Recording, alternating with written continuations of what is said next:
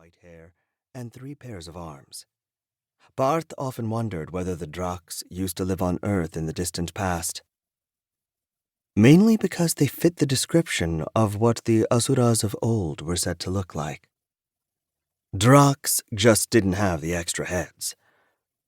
In comparison, Parth looked mighty mundane with his brown skin, brown eyes, and short black hair. However, he had Raoul beat when it came to musculature. Parth had been boxing since he was a kid, and it showed in his physique. Meanwhile, Raoul was lanky. His only saving grace was that the 6 arms made his torso look bigger than it actually was. "Couldn't sleep?" asked Raoul. "Nope. I've always had trouble sleeping before big fights. Maybe I would have won my matches if I had slept more," he said bitterly, remembering his failure of a nascent boxing career. "Hey, you're young. Maybe this is your big break." "Maybe.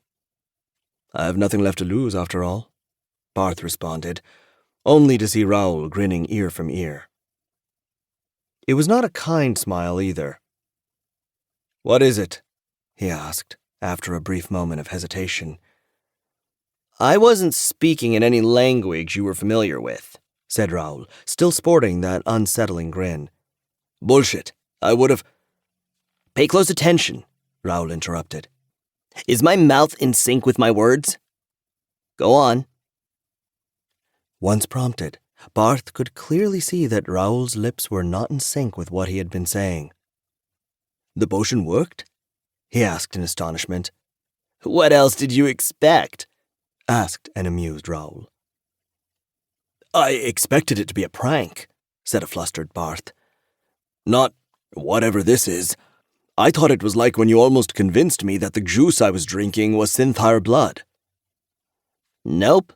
It's our patented translation potion working its magic, just as I said it would," answered Raoul unrepentantly.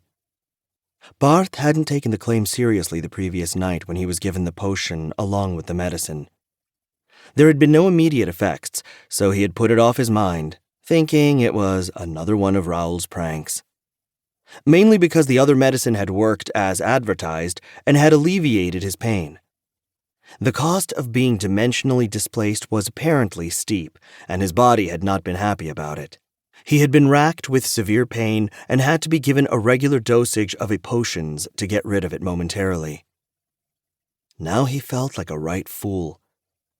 He should have expected this world to have crazy stuff like translation potions. "You should have told me it wasn't a prank instead of smiling enigmatically," he groused.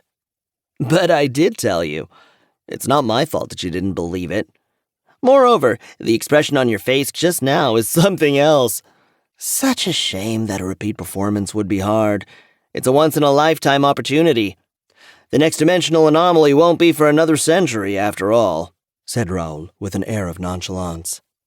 Parth glared at him for a few moments and turned back towards the sunrise, knowing that nothing he said would change Raoul. He had known him only for 2 days, but he had already gotten a good grasp of his character. Raoul was an impenitent troll. There were no 2 ways about it. "How does it work, anyway?" he asked instead. "Am I permanently omnilingual?" "I'm not an expert on magic, but I've been told that it works based on intent. It translates the intent behind my words to a language that you can understand, and vice versa." "If that's the case, can I understand animals as well?" Parth wondered, thinking about all the possibilities. "I think so.